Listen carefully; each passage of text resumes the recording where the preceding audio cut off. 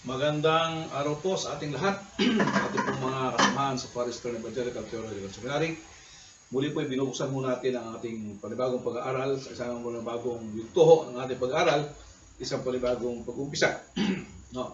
At ang subject, ating pong subject for today is what we call Pentateuch.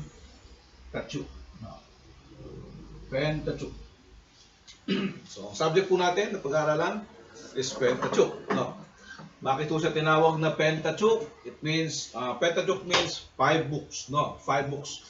It is, kasama po dito, ito tinatawag po nating 5 aklat na isinulat ni Moses. No? The 5 books of the law. No? 5 books of the law. Kaya po siya tinawag na Pentateuch. Ang kasama po dito is, ano kasama sa 5 books of the law? So, Ronald Joy? Genesis, Exodus, Leviticus, Numbers, and Deuteronomy. Yan. Same author po yan. Same author po yan. Ang sumulat ay walang iba kundi si Moses. So we're going to talk now about the first book. No. The first book of the Pentateuch. No. Sa mga Hudyo po, napakahalaga po sa kanila. Ang tawag po nila dito ay Torah. No? Torah, the 5 books of Moses or the books of the law, ang tawag po nila ay Torah. No. May 4 na relihiyon o 4 na sekta sa loob po ng Judaismo, no? At karaniwan po sa kanila ang lahat po sila ay uniform, naniniwala, and they are following what we call the Torah, no? Ang iba ho medyo mas lower ang tingin nila doon sa Nevi'im and sa yung mga writings and the prophets, no? What tungkol ho sa Torah ay mas mataas. Ito ang pinakamataas na bahagi ng kasulatan na pinaniniwalaan halos ng lahat ng sekta sa Judaismo. No? So pag-usapan mo natin at itawag mo nating Pentateuch at unahin mo natin ang unang aklat, no? Which is the most controversial book. One of the most controversial book with regards to science and kung saan ho nag-umpisa ang ating mundo. No? So, ang subject ko natin, Pentateuch, and we will start with the book of Genesis. No? Kung babasahin niyo po ang Genesis, chapter 1, verse 1, no? Ito po ay nagbukas sa ilang pananalita. Anong magbukas ang Genesis? In the beginning, God created the heavens and the earth. Yan. Alam niyo po ba that the word Genesis, no, it is a Greek translation of the book na Hebrew word Bereshit. No? The word in the beginning is a Bereshit in Hebrew, no? Ang original pong pangalan niyan, no? Ang original na pangalan niyan is Bereshit, no? Ano spelling ng Bereshit? B-E-R-E-S-H-I-T-H. Bereshit, that is in Hebrew, no? Ang ibig sabihin po sa Bereshit ay in the beginning, no? Doon niya ho kinuha yung pangalan niya. So, sa mga Hebrew Bible, karaniwan po, ang Old Hebrew Bible, ang name mo niya ay Bereshit, Genesis, no? So, noong itinranslate po ang Bible into Greek, no? Dito kinuha ngayon ng ating Bible ang pangalan from the Greek name Genesis, no? So, the word Genesis po is a Greek translation of the Hebrew word in the beginning. No? Kaya maging po ang Latin at ang English translation, dito po kinuha yung kanyang pangalan. No? So napakahalaga po sa atin ang book of Genesis. No? It is the book of the beginning of the world. No? It is the book of the beginning of the doctrine of God. No? Ang Genesis po ang unang-unang magpapakita at magtuturo sa atin ng doktrina tungkol sa Diyos. Parang ganito, may tanong. Does the Bible was written to prove the existence of God? No. Kung babasahin niyo po sa Genesis, ang sabi ho niya sa Genesis, in the beginning, God created the heavens and the earth. Hindi po sinulat ang Biblia to prove the existence of God. But the Bible assumes the existence of God. There's a big difference between the motive of the writing that is to prove the existence of God, then the Bible is what? Telling the existence of God. So the Bible, the book, particularly the book of Genesis, hindi ho niya pinatutunayan na may Diyos. No, hindi ho siya isinulat para patunayan na may Diyos. The book of Genesis assumes that God exists. Kaya nga po, mapapasin niyo, hindi niya sinabi, nang pasimula, nagkaroon ng Diyos. No. Kasi pag sinabi niya, nang pasimula, nagkaroon ng Diyos, the Bible is proving the existence of God.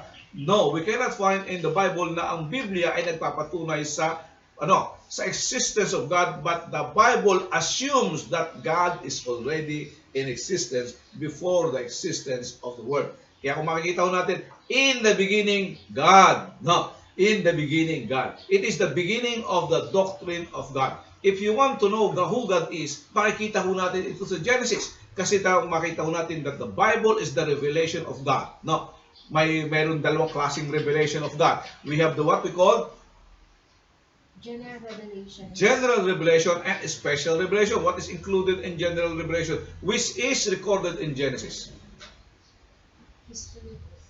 History of the creation of the world. No, itong mundo na nilikha ng Diyos, no, yung creation is one of the manifestation of what? Manifestation of the revelation of God. And also, history is part of this book, Genesis, no, is one manifestation of what we call the general revelation of God. Kaya nga po sa atin, sinasabi natin that the beginning of the doctrine of God begins also in Genesis. No, it begins also in Genesis. Who God is, and particularly the triune God, the Godhead, the triune God is present in their function is present in Genesis. No, it is present in Genesis. Kaya makita natin in verse 1, sabi na, in the beginning God, no, the word God there is in a plural form, no, the word God, the word, sabi niya, Bereshit Elohim, no, Bereshit Elohim. In the beginning, Elohim. No? The word Elohim po is a plural form of the word God. Later on, we will go into detail. No? But now we are making an introduction of this particular book. Sabi natin that the word Genesis came from a Latin translation of the Hebrew word Bereshit, in the beginning. No? So it is the beginning of the doctrine of God. It is also the beginning. No, it also proves the doctrine of creation. No, it also proves the doctrine of creation. Marami pong napakinggan ako na pagtatalo, debate tungkol sa science, no? Creation and what we call the Big Bang Theory, no? The Big Bang Theory. Sabi nila, the Big Bang Theory also supports creation, no? May mga Christian scientists na nagsasabi that the Big Bang Theory proves creation. No. Pero ang maliwanag sa atin that the world was created by God ex nihilo. No. Ano ibig sabihin ng ex nihilo? Nakatanda ba yung Pastor Nerlo pag sinabi mong ex nihilo? No. Dalawang klase kasi, no? The word creation is ex nihilo, ibig sabihin from nothing, out of nothing. Parang isang bata nagtanong, Mami, nasaan ho ba ang Diyos nung nililikha niya ang mundo? No, parang di ba pag may gumagawa tayo sa bahay, mayroon kang tinutungtungan, no? So the book of Genesis, no, explains to us, no, explicitly kung paano po nag-umpisa ang mundo, no? Kung paano nag-umpisa ang mundo. Then it also talks to us with regards to the doctrine of man. Sabi natin, it is the beginning of everything. It is the beginning of the doctrine of God, and it is the beginning of the doctrine of God. It is also the beginning of the doctrine of creation. It also talks about the doctrine of man, no? Kung paano ang tao ay nagkaroon ng tao, no? At paano nagkaroon ng pamilya, no? At paano ang pamilya nito, ang mga tao ay kumalat sa buong mundo, no? That is found in Genesis, no? Hindi na natin kinakailangan sabihin na sa pagpupunta tayo sa eskwelahan, ay tinuturo sa atin that man came from what? A simple cell and then develop into a complex cell and then develop into an amphibian, and then amphibian goes to a monkey, and a monkey makes a man. No. Kung totoo po yun, sana ngayon mayroon pa rin mga monkey na nagiging man. No. Monkey, Annabelle. Yan. Di ba? Meron pa rin sana ngayong monkey na nagiging man, pero wala ho tayo nakikita na monkey na nagiging man. Na kahit na saan tayo humahal sa buong mundo, wala ko tayong makita. No. So, the book of Genesis teaches us the doctrine of man, the beginning of man, the existence of man, and the end of man. No, the end of man. It talks also the doctrine of salvation. No. Nakikita ko nga sa Genesis is the fall of man. No. And the promise of salvation. It is the beginning of the promise of salvation. No. ang unang-unang propesya tungkol sa darating na Mesiyas ay narito po sa Genesis na nagbibigay ng pag-asa sa unang pinakamadilim na bahagi ng mundo, no? Saan makikita yung chapter, Pastor Ronald Joy? Ang unang promise na mayroon dyan sa Genesis, unang propesya tungkol sa darating na pagligtas. Genesis 3:15. Genesis chapter 3 verse 15, makikita niyo po yan ang unang propesya, no? At ang lahat po ng kwento sa Genesis, may kinalaman later on sa salvation na ibibigay ng ating Panginoon Diyos. Makikita ko natin how great is the grace of God in Genesis, no? Makikita ko natin the greatness of the grace of God, no? Bestowed upon man. Grabe, no? Grabe ho ang katibayan ng biyaya ng Diyos ay binuhos sa tao, na siya din ho ang naging dahilan kung bakit ho meron tayong kaligtasan. Kung makikita nyo, yung dealing ng Diyos atin by grace is, yun ho ang mensahe ng Diyos sa Genesis pa lang. Yung sinasabi ng Apostol Pablo sa Ephesians chapter 2 verse 8, that for we are being saved by grace, no? We have been saved by grace. That is, that is the manifestation of goodness, the goodness of God, even in the book of Genesis, no? The main teaching of the book of Genesis is what? With regards to the grace of God. At the same time, the book of Genesis also teaches us that the only means of salvation is by faith. Genesis also talks to us that the very means of salvation is by faith. No, not by works.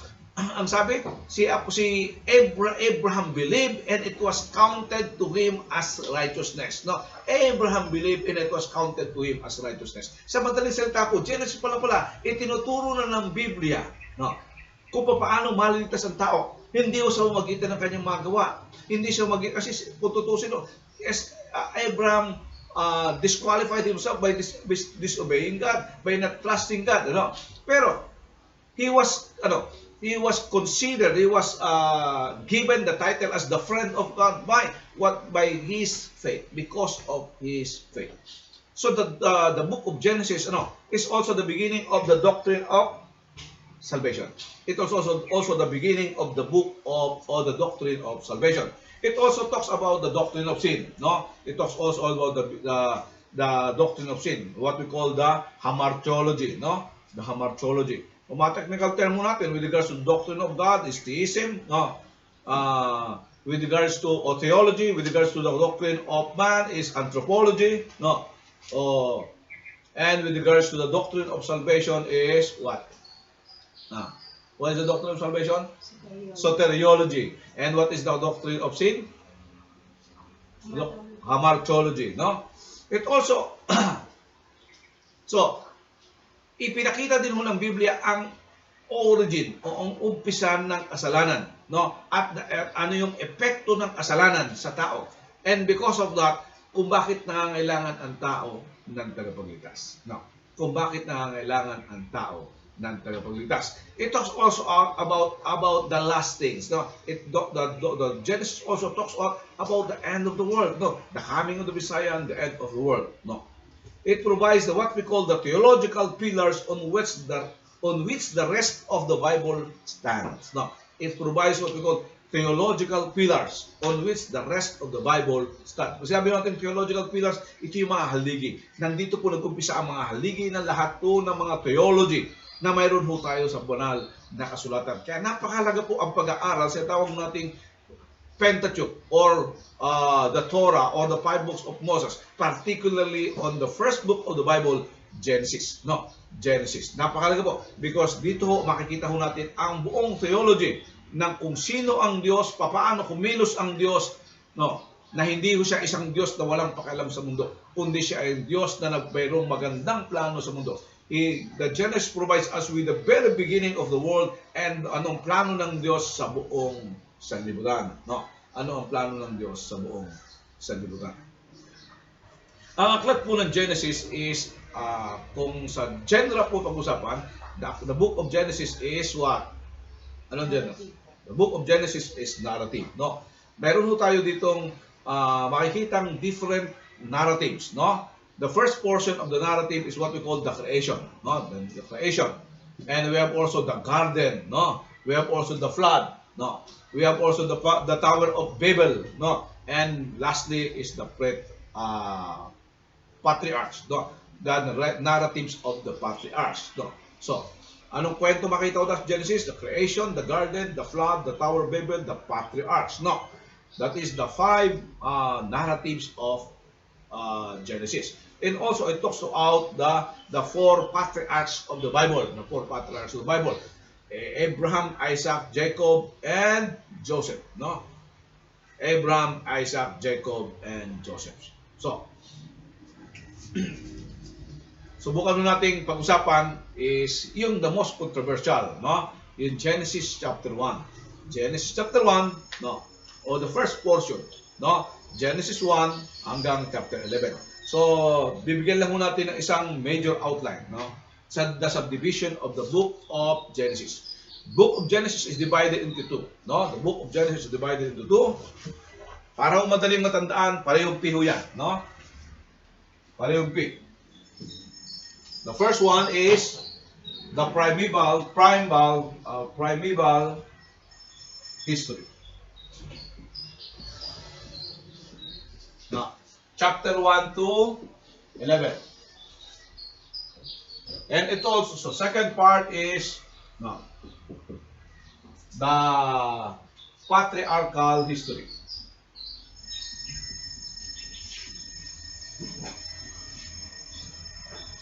Yan. Chapter 12 to 15. No. Di ba? Napakadali. Tandaan. The book of Genesis is divided into two major sections. The primeval history and the patriarchal history. Chapter 1 to 11 and chapter 12 to 15. No. The primeval history is the early history of the planet Earth. It is the early history of the planet Earth. And the patriarchal history, the story of Israel's founding fathers. It is the history of the Israel's founding fathers. Dito makikita ho natin yung tinatawag nating Toledot o the generations of, no, generations of. So the first part, we go to the first part is the primeval history, the universal history of the world. No, sabi nga ho natin, the Bible is a complete story of the earth. It is the complete story of the earth, the beginning of the earth and the end of the world. No, the beginning of the world and the end of the world. So we're going to study the beginning of the world. No, what we call the universal history of the world, which we could read in the Bible. The first book of the Bible is Genesis. We have 5 stories that all have the same structure. No, kaya nga sabi natin kanina, the doctrine of salvation is first based on the dito natin makikita sa Genesis. Mayroon ho tayo makikitang 5 prominent stories that all have the same structure. No. First is what we call the stories of the fall. No, the stories of the fall, Cain, the sons of God, the flood, and the Tower of Babel. No. Sabi natin kanina, same structure. There are 4-fold pattern. No, sin, speech by God, grace, and punishment. No, so.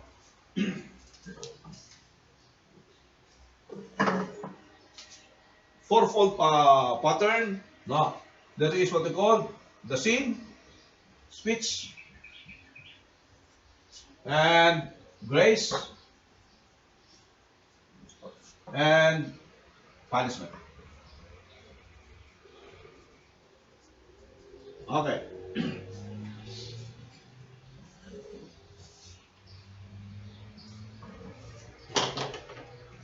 Limang major stories, no? Na lahat to mayroong ganitong pattern. Okay, the first one is what we call the fall. The fall. Chapter 3 verse 6 is the sin, no? Na kung saan ay ang tao ay nagkasala, sumuway sa kalooban ng Diyos. That is the sin, no? Chapter 3 verse 14 to 19 is the speech. Ang Diyos ay nagsalita. No. And then 3:21 is what we call the grace. No. Pag sinabi natin grace, the withholding of death penalty. No, that is the grace. Bakit withholding? What was given is separation from God. No? Withhold death penalty.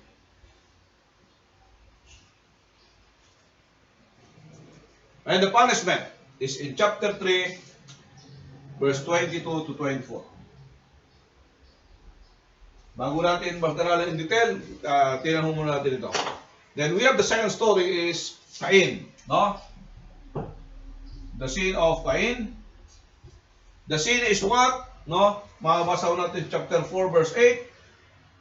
Ano ba yung kasalanan ni Cain? Chapter 4 verse 8. Chapter 4 verse 8. Ano kasalanan ni Cain? And Cain talked with Abel, his brother. It came to pass, when they were in the field, that Cain rose up against Abel, his brother, and slew him. So, pinatay ni Cain si Abel. Then, nung pinatay ni Cain si Abel, there is also a speech. Tapos natin, chapter 4, verse 10 to 12. No? And he said, What hast thou done? The voice of thy brother's blood crieth unto me from the ground.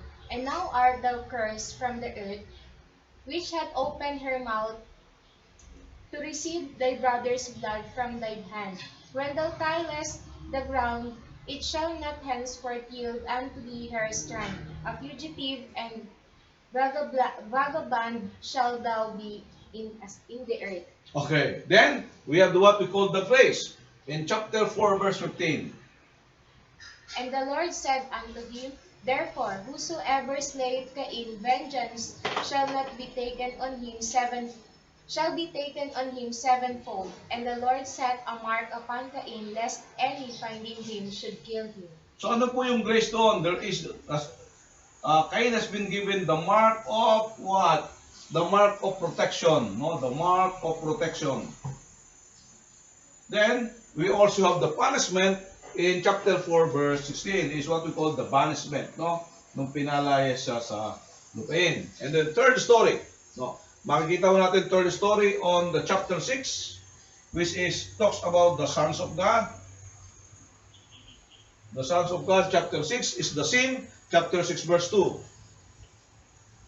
That the sons of God saw the daughters of men, that they were fair, and they took them wives of all which they chose. The speech is in chapter 6, verse 3. And the Lord said, My spirit shall not always strive with man, for that he also is flesh, yet his days shall be 120 years. And the grace is in chapter 6, verse 8 and 18. But Noah found grace in the eyes of the Lord. Verse 18, But with thee will I will I establish my covenant, and thou shalt come into the ark, thou and thy sons, and thy wife, and thy sons' wives with thee. And we have the what we call the punishment in chapter 7, verse 6 to 24. Next story is what we call the flood.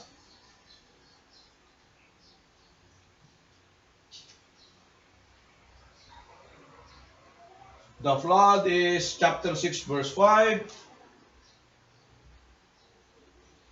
And 11 and following. No, hindi na natin babasahin yan. Then the speech in chapter 6, verse 7, 13 to 21. And then we have the grace of God is the preservation of human race. No? Chapter 6, verse 8 is the preservation of human race.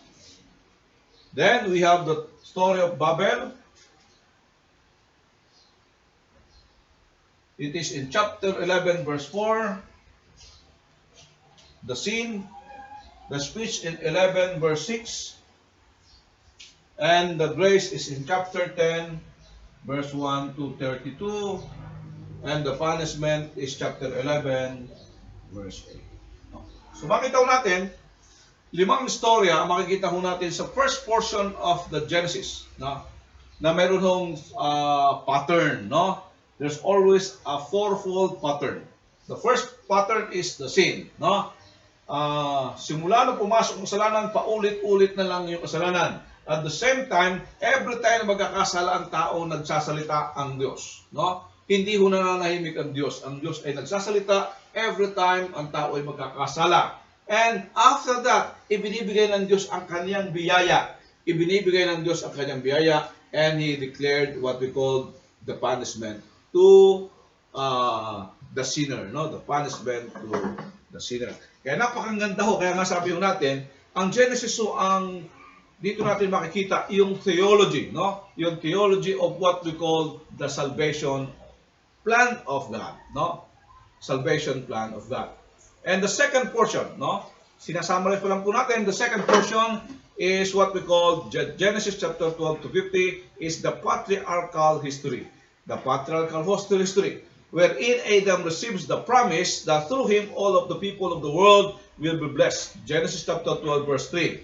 And the fulfillment of the promise despite repeated sins, no? Despite repeated sins, God's promise stands, no? Despite repeated sins. Ano bang na kasalanan ni Abraham? Marami oh. Pumunta sa Egypt, no? Then nagkaroon siya ng anak through Hagar, no? Madalas siyang hindi kinukonsulta ang Diyos, no? But despite of that, God's promise stands, no?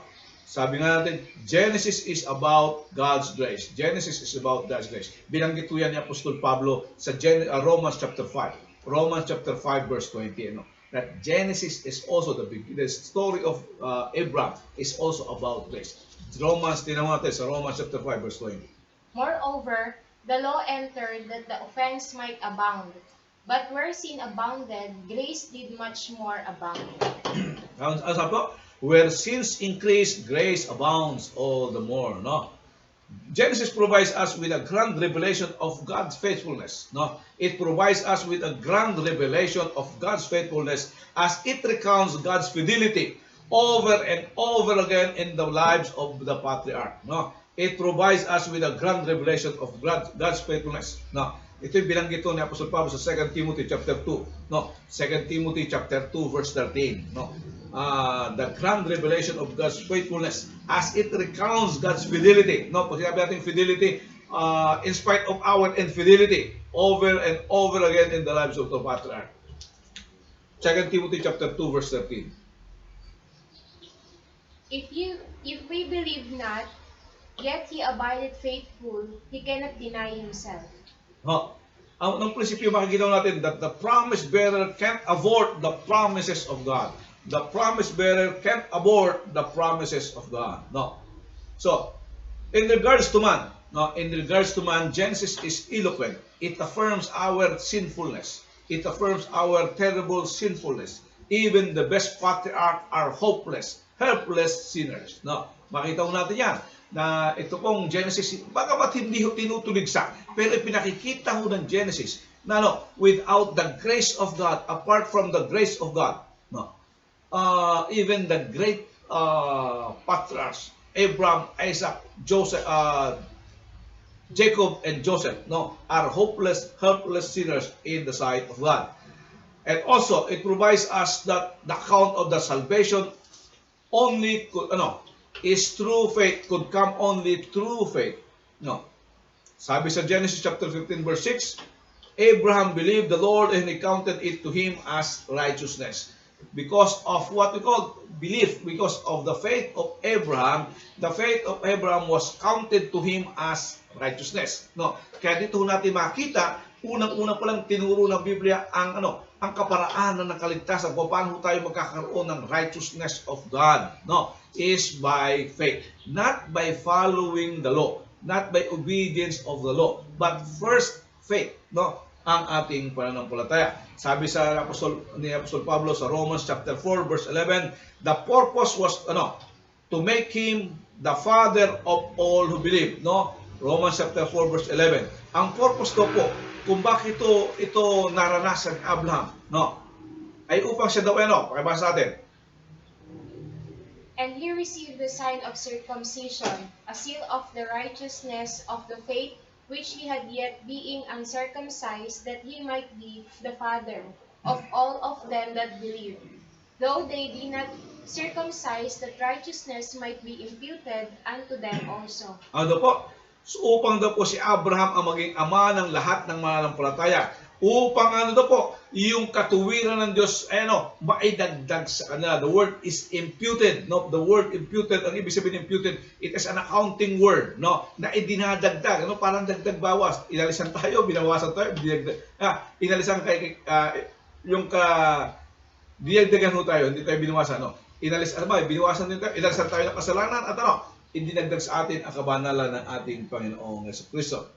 Makita din natin sa Genesis that the only way that fallen humanity can be saved is the Genesis way is by faith. The only way that fallen humanity can be saved is the Genesis way is by faith. No. Tingnan mo natin ang authorship. No. Sino ho bang sumulat ng Biblia? Sabi ho natin ng Genesis. Ang sabi natin, ang author ng Genesis is si Moses. No. Ano ang makakatibayan natin na si Moses ang author ng Genesis? Samantalang si Moses ay wala pa dito, no? Marami yung mga talata na nagsasabing si Moses nga ang author ng Genesis. One of the chapter is Deuteronomy 31:34. Okay, basa sa atin. Deuteronomy 31:34.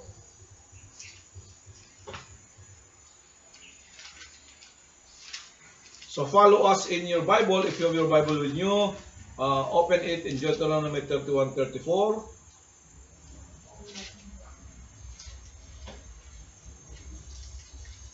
Walang 31? Anong last verse? And Moses spake in the ears of all the congregation of Israel the words of this song until they were ended. Okay. 14. Under that.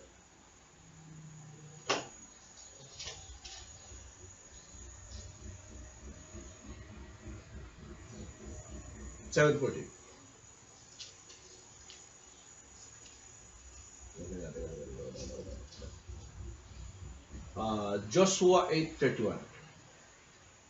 Joshua 8:31.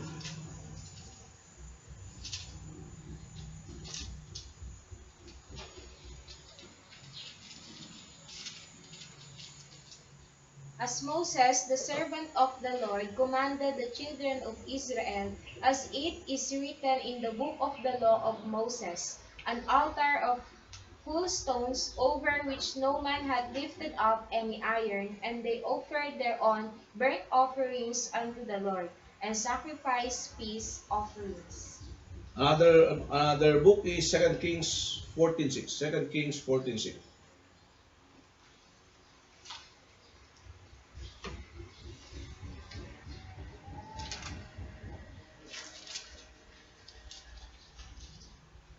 But the children of the murderers he slew not, according unto that which is 2 written. Kings. 14:6. Sorry. But the children of the murderers he slew not, according unto that which is written in the book of the law of Moses, wherein the Lord commanded, saying, The father shall not be put to death for the children, nor the children be put to death for the fathers, but every man shall be put to death for his own sin. Another book is Romans chapter 10 verse 5. No? And later on is the confirmation of by Jesus with regards to the authority or the authorship of what we call the book of Genesis. Romans 10:5. For Moses describeth the righteousness which is of the law, that the man which doeth those things shall live by them. And then the confirmation of Jesus in John chapter 5 verse 45 to 47. John chapter 5 verse 45 to 47. Do not think that I will accuse you to the Father. There is one that accuseth you, even Moses, in whom ye trust. For had ye believed Moses, ye would have believed me, for he wrote of me. But if ye believe not his writings, how shall ye believe my words? So, ang sabi po natin pa sa Kristo, it is the writing of Moses, no? So, ang ating maging ang ating Paiso Kristo ay naniniwala na si Moses nga ang sumulat ng tinatawag ho nating this book of the law, no? This book of the law. So, another verse is Exodus 17:14. Exodus 17:14.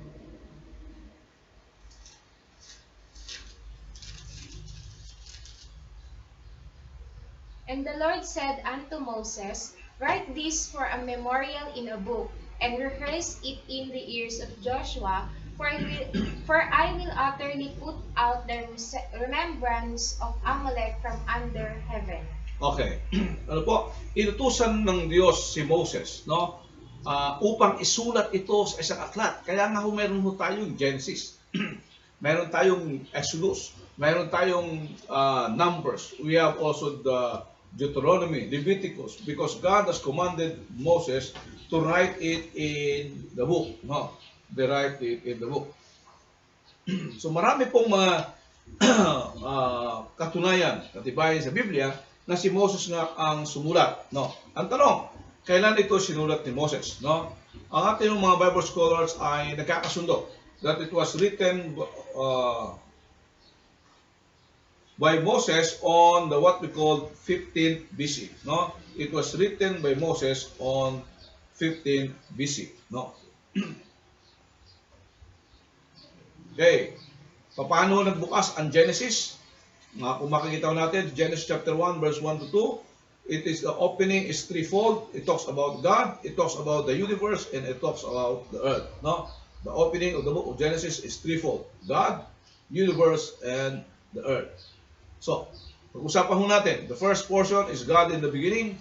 God is the subject of the first, God is the first subject of the Bible. No? God is the first subject of the first book of the Bible.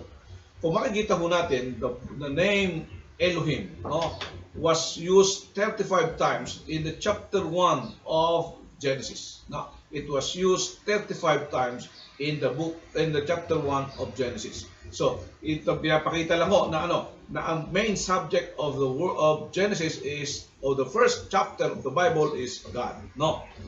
Then it talks about the mystery of the Holy Trinity is also embedded in the first three Hebrew words of the text. Bereshit bara Elohim. The mystery of the Holy Trinity is embedded in the first three Hebrew words of the text. No? Ano ba yung first text of the Genesis chapter 1? In the beginning, God. No? Sa Hebrew po, Bereshit bara Elohim. No? Bereshit bara Elohim. No. The word Elohim is a plural. No. Bara is singular. No. Ibig sabihin, God in a plural form. No. God in all three persons were active in creation. God in all three persons were active in creation. No. So God was there in the beginning. The context is the beginning of time itself, not sometime in eternity. No, the beginning of time itself, not sometime in eternity.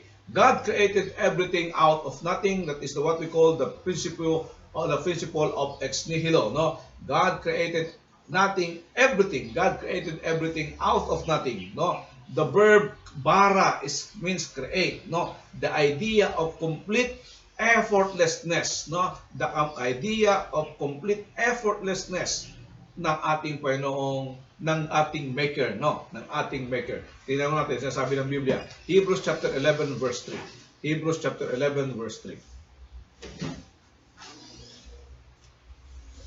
Through faith, we understand that the worlds were framed by the word of God, so that things we are seeing were not made of things which do appear. Okay, ano po? The principle of creation ex nihilo.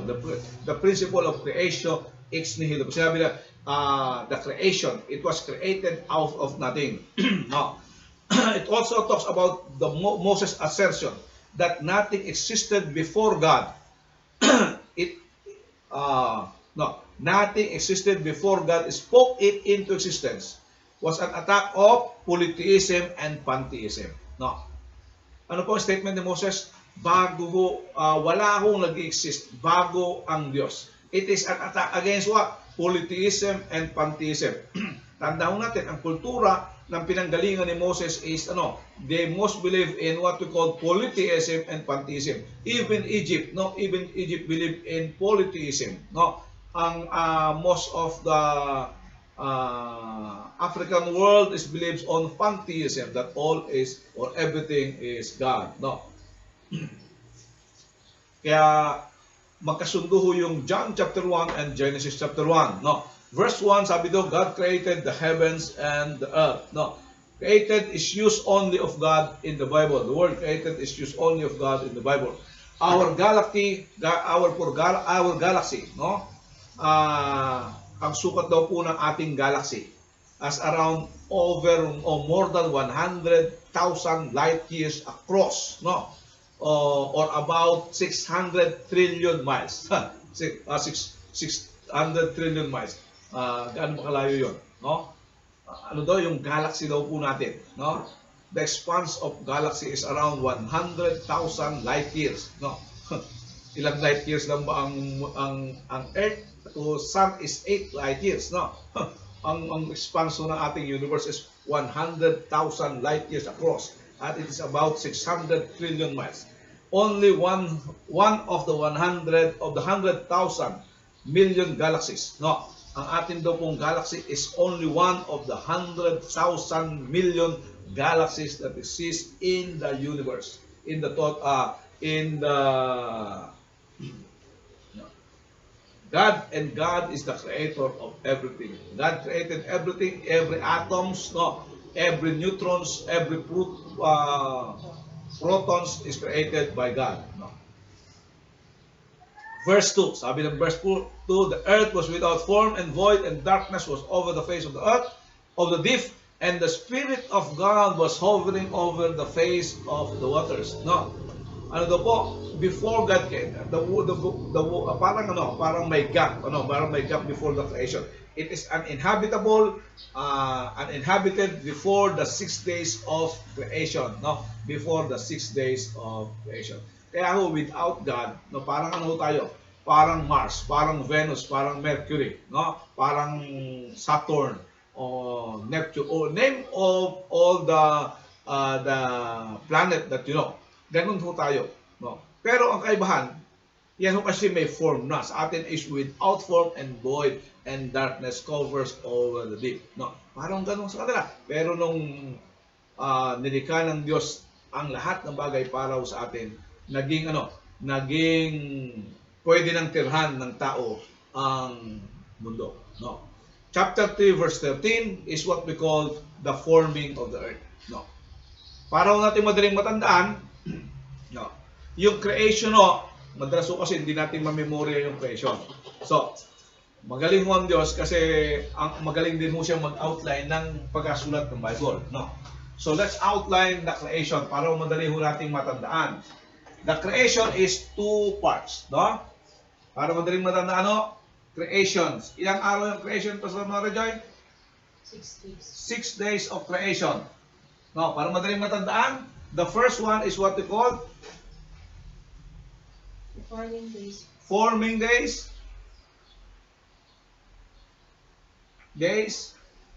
And the second one is Feeling days. para madaling matandaan natin, feeling days. No. Magkatapat po yan. No, feeling days. Anong prinsipyo makikita natin dito? Bago ang Diyos maglagay, fino-form niya muna ang paglalagyan, no?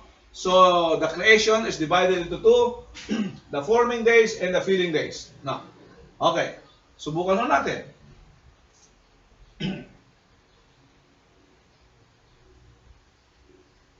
Bago natin, sasayin muna natin.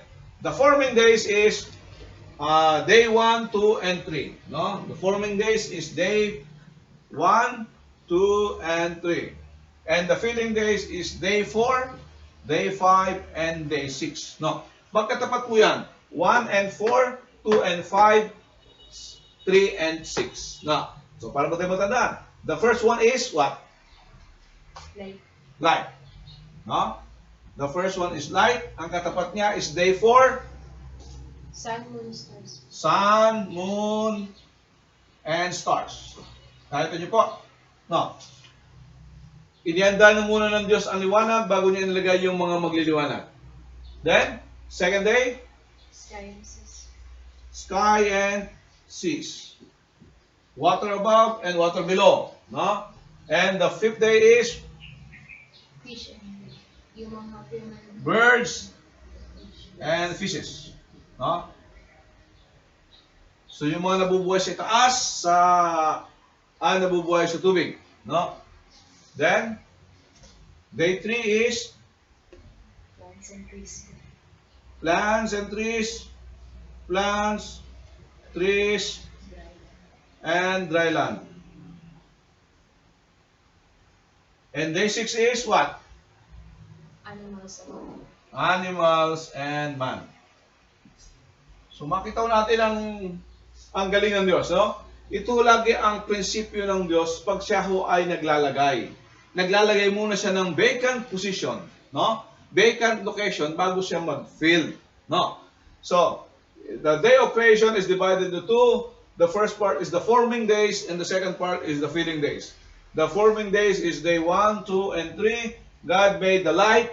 So, and day 4, He made the sun, moon, and stars. And the second day is He made the skies and the seas. And in day 5, He makes the birds and the fishes. No.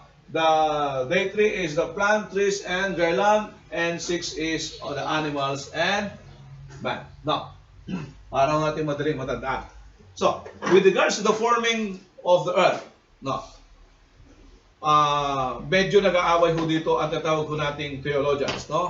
Bakit nag-aaway sila? Ano bang klase daw yung kasing day na sinasabi dito? Kasi 6 na araw nilikha ng Diyos ang mundo, no? Anong klaseng araw ito? No? Lahat po halos ng theologians agree that creation is factual and historical. No. I repeat. Most of the theologians and almost all of the theologians agreed that creation is factual. Ano ibig sabihin natin ng factual? No. Totoo. Totoong kwento. Hindi ito kwento kutsero. No. And historicals, but the problem is they differ in the interpretation of the 6th day of creation. No. The 6th day of creation. No. Marami yung iba't ibang view with regards to the 6th day of creation. So, ano ang different view? First is the view of 6 by 24 solar days. No. 6 by 24 solar days. That is the first view.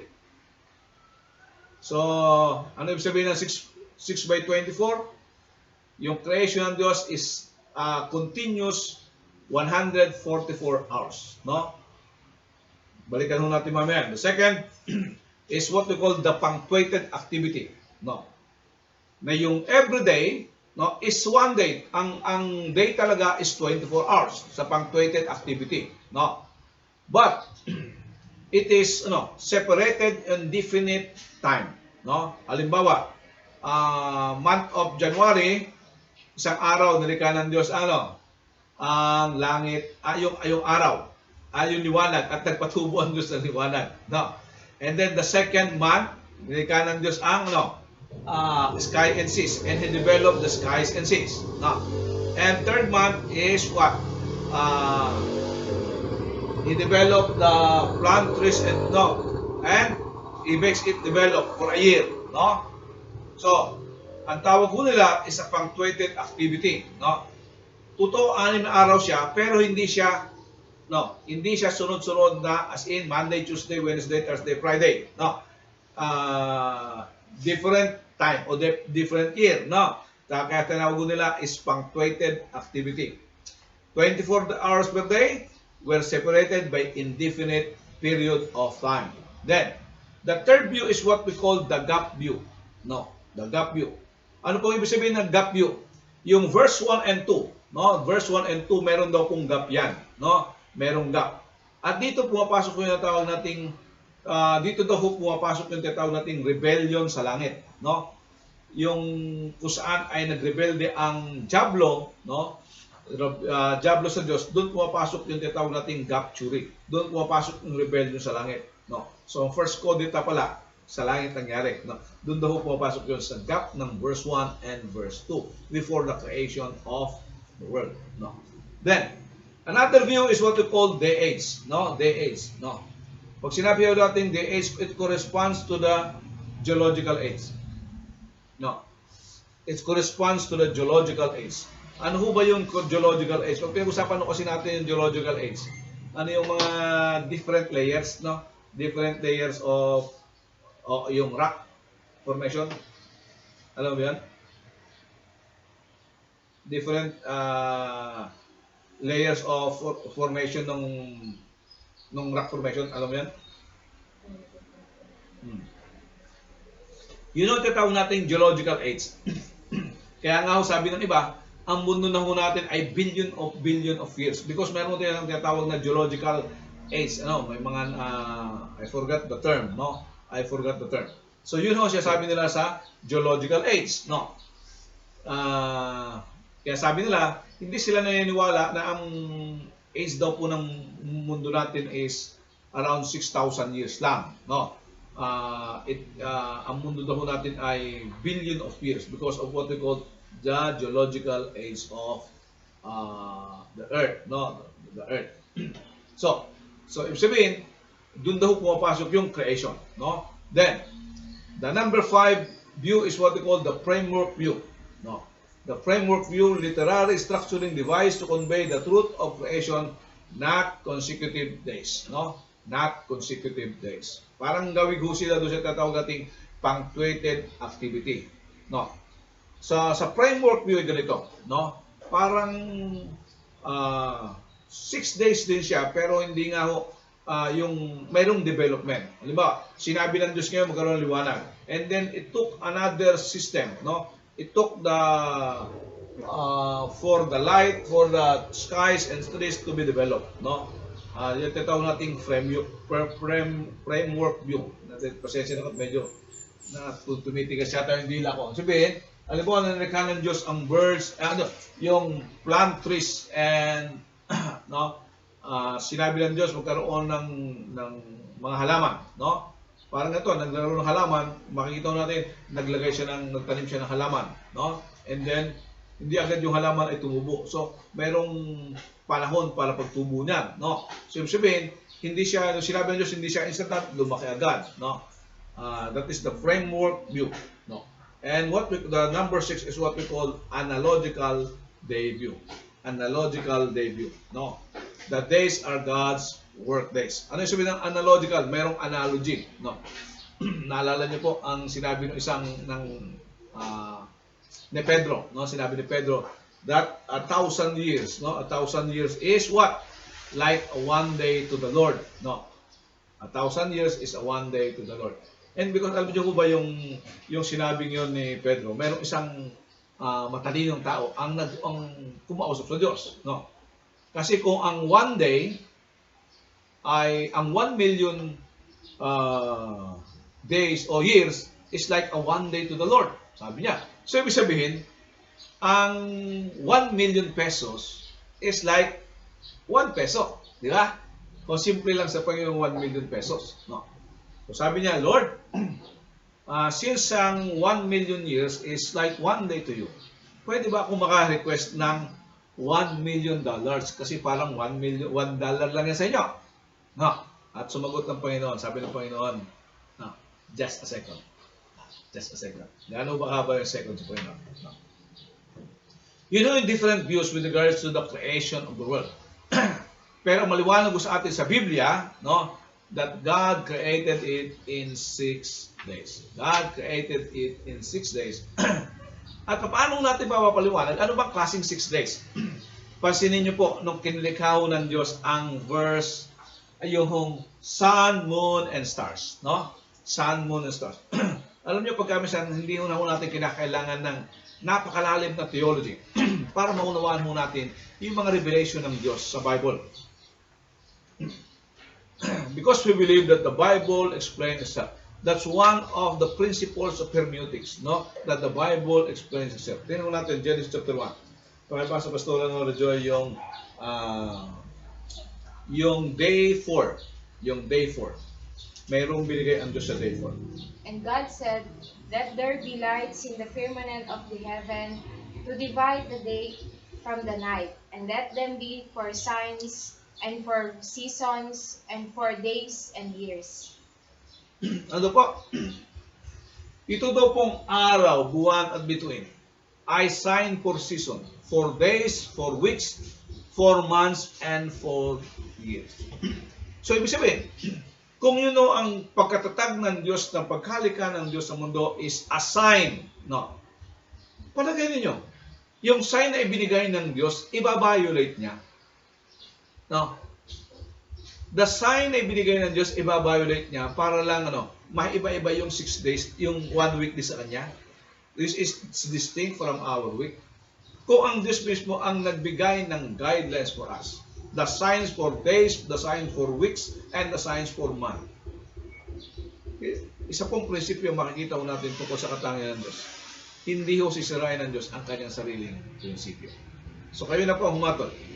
Ilang araw? Paano yung number of days? Is it a continuing 6 days? No. Because ang Diyos ay nagtatag ng sun, moon, and stars to become the signs for days. Ibig sabihin, yung 24 hours ho natin ay the same 24 hours on creation. No. The same week ho natin is the same week of creation. It is the sign that God has created. No. Kahit anuman po ang inyong view with regards to the number of days, kung yan continuous or punctuated or framework or whatsoever, isa pong bagay ang tinitiyak ng Bible. Nilikha ng Diyos ang buong mundo for one whole week in 6 days. No? In 6 days. Ito pinagpapakita po ng kaharian ng Diyos. No? So sabi ho natin, the arrangement is two division, the forming days and the filling days. No, and the forming days is correspondent to what we call the filling days. No. Okay. Tingnan natin, sabi natin, on the first day, sabi doon, nilikha ng Diyos ang ilaw at ang sinabi ng Diyos, ano? Sinabi ng Diyos ay? It was good. No? The second day, nilikha ng Diyos ang waters below and the sky is, sabi ng Diyos, it was good. Tingnan natin ang third day. Ano sinabi ng Diyos on the third day?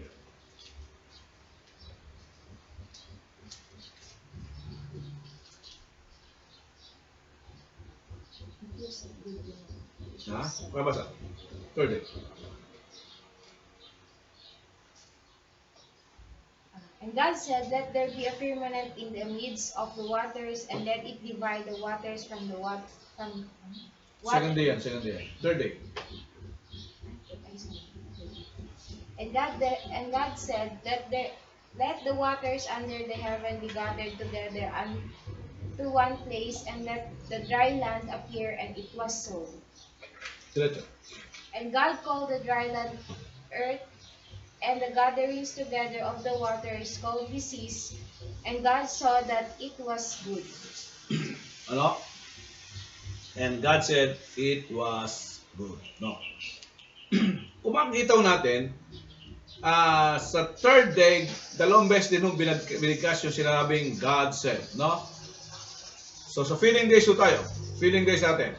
The luminaries was created on the fourth day, the sun, moon, and stars, the birds and fishes on the fifth day, and the animals and man was created on the sixth day, and also twice din pong binanggit yung God said, and it was good. No? It was good. Hebrew professor Umberto Casoto, no, in his observation of creation, no, sabi ho niya, yun daw pong paggagamit, yung paggagamit ng the way the Genesis was written is of perfection. No, the way Genesis was written is of perfection. No, based on the perfection of God. No, the words Elohim, no,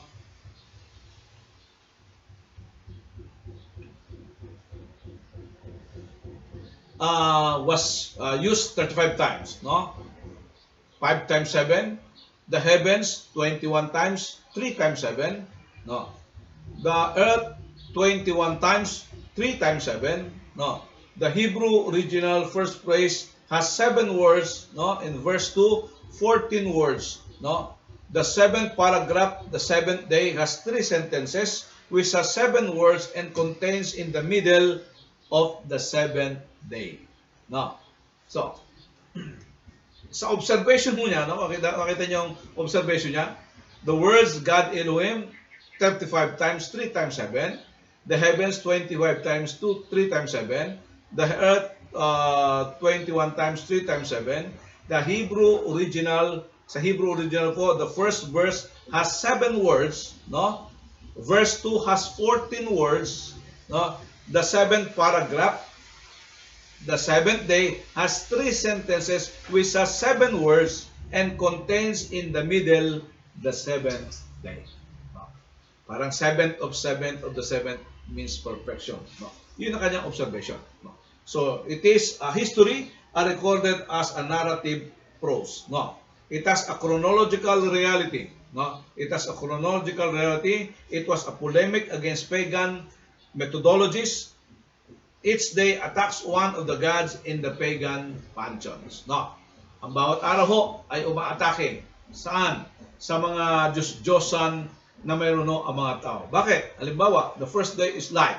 No? The second day is lahat to yan. No? Kasi yung light ay mayroong Diyos-Diyosan. Mayroong Diyos-Diyosan ang heavens and earth. May Diyos-Diyosan ang water. May Diyos-Diyosan ang mundo, may Diyos-Diyosan ng puno, may Diyos na araw, may Diyos na buwan, may Diyos na bituin, no? May Diyos ho na isda, may Diyos po na ibon, may Diyos na animal, no? At may Diyos ang tao. Lahat po yan na araw ay is against pagan methodologies. Inalaw ng Diyos na masulat yan against pagan methodologies. Ibig sabihin, that our God, the Creator God, is the God of all creations. Na lahat to ng sinasamba ng tao. Lahat ng quote-unquote form na sinasamba ng tao, ay nilikha lamang ng Diyos. Nilikha lamang ng Diyos. So the second part is what we call the forming days or the forming of the world. No?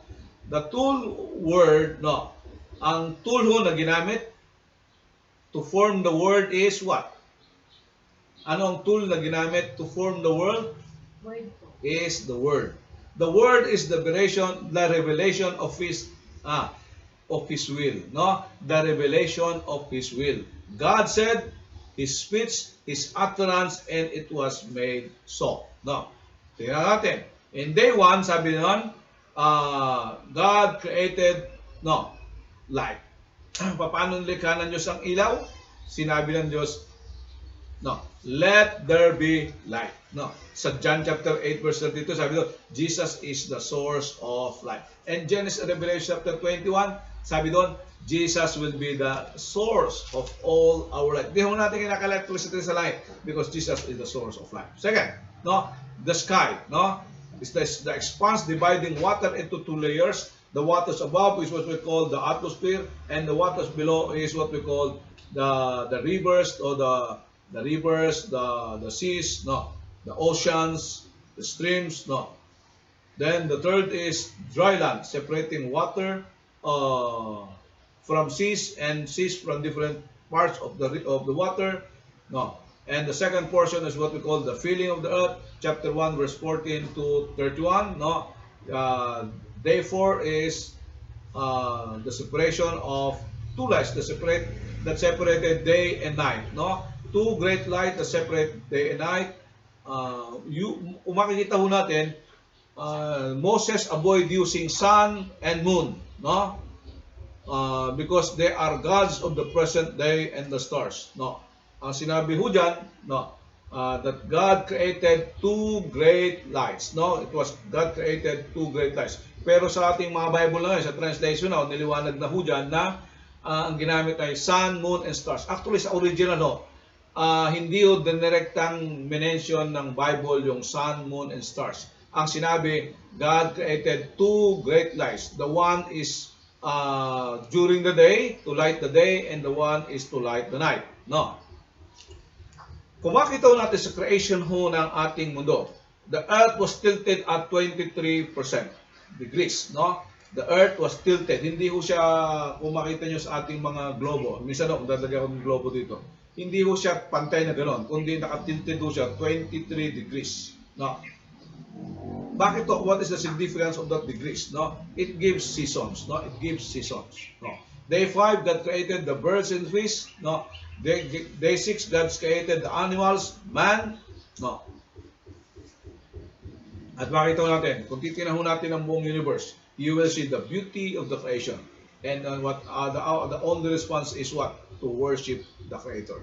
Naalala ko po, yung unang-una ho umakyat sa buwan, ang mga astronaut, Neil Armstrong, nung nakita ho niya ang mundo, nakita niya ang buwan, nakita din niya ang mundo. He says that the heavens declare the glory of God.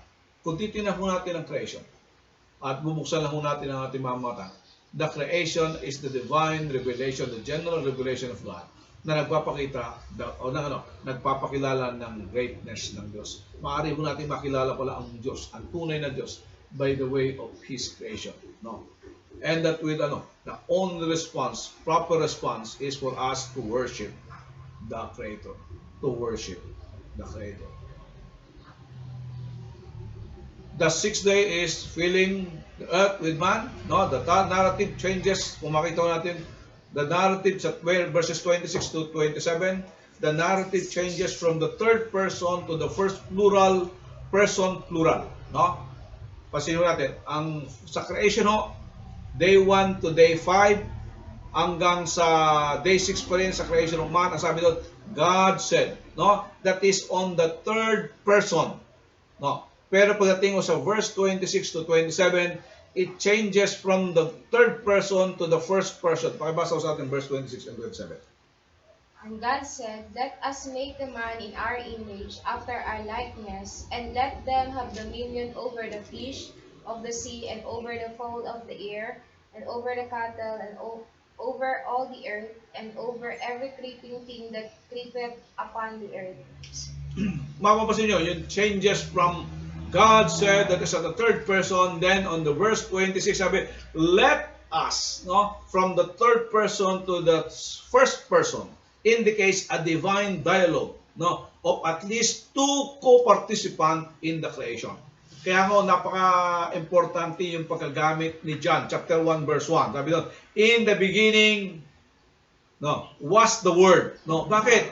Nung nilikha ho ng mundo, nilikha ang mundo sa magitan ng salita. So ang ating Yesu Kristo pala, ang siyang lumikha sa mundo. Because Jesus is the divine Word of God. Pasin natin the second phrase. And the beginning was the Word, and the Word was with God. Sino kausap ng Diyos dito? Sa sinasabi sa verse 26. Pag ginagamit ho ba yung salitang let us, nag-iisa siya. No? Parang ganito. Napapaligiran kita. Pwede ba yun? Nag-iisa ako, sabihin ko, gagawin namin ang ganito. Hindi po, di ba? Pag sabi, let us, sabi, kausap siya. Tama siya sabi ni John. In the beginning, the Word was with God. No. Indicates a divine dialogue with at least two co-participants in the creation. Verse 27 is the first poetry in the Bible. No. Verse 27 is the first poetry in the Bible. Pag-aralan niyo po yan sa Hebrew, pakikita niyo that it consists of 3 lines, 4 stresses, and 3 repetitions of the verb barak. No? Created. No? Sa Hebrew po, verse 27. Pakibasa ng verse 27.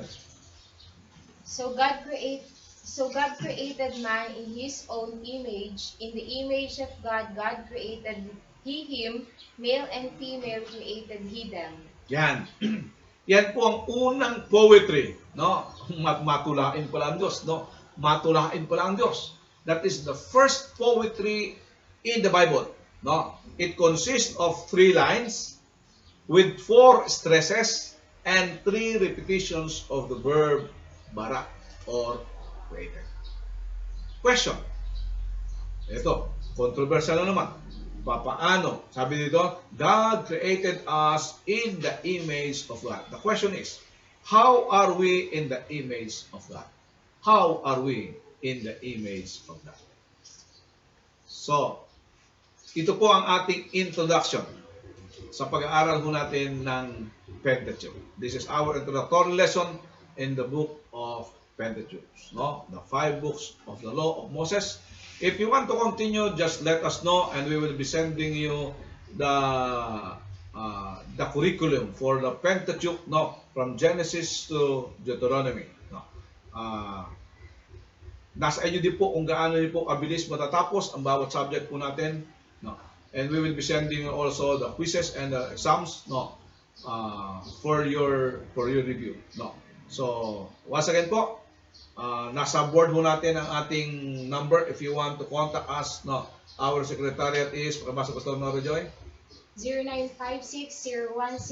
0956-016-9523 or 0927-705-4399. 4531. Or you can reach us via Facebook. Mayroon nung sariling Facebook ang Fit Seminary, Fit Seminary, or our ano to doon? Facebook page, no? Far Eastern Evangelical Theological Seminary. Once again, in behalf of Far Eastern Evangelical Theological Seminary, isa pong magandang araw at pagpalain tayo ng ating Panginoon.